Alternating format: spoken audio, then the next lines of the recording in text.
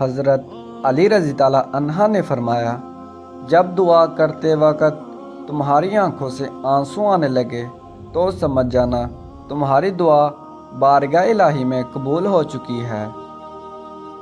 اچھے کے ساتھ اچھے رہو، لیکن برے کے لیے برے مت بنو، کیونکہ تم پانی سے خون صاف کر سکتے ہو، خون سے خون نہیں۔ سب سے زیادہ قابل نفرت وہ شخص ہے جو لوگوں میں عیب تلاش کرتا ہے۔ کبھی کسی کو دکھ مت دو، کیونکہ معافی مانگ لینے پر بھی دل میں درد باقی رہتا ہے، جس طرح دیوار میں کیل نکالنے پر سوراخ باقی رہتا ہے۔ جب تم کسی شخص کو اس کی دولت کی وجہ سے عزت دینے لگو تو سمجھ لینا تم نے اپنا ایمان کھو دیا۔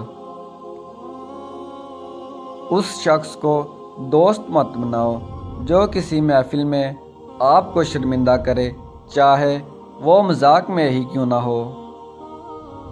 زیادہ سوچنا انسان کو ختم کر دیتا ہے، بس دعا کرو اور اللہ پر چھوڑ دو۔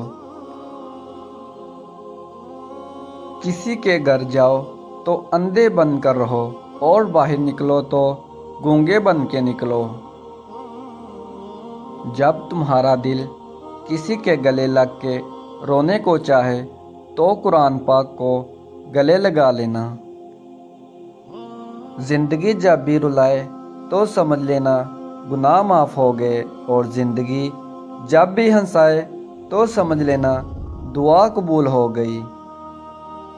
جب اللہ کسی کو پسند کرتا ہے تو اسے خوب آزماتا ہے، بس تم صبر کرنا، کیونکہ صبر کرنے والوں کی منزل جنت ہے۔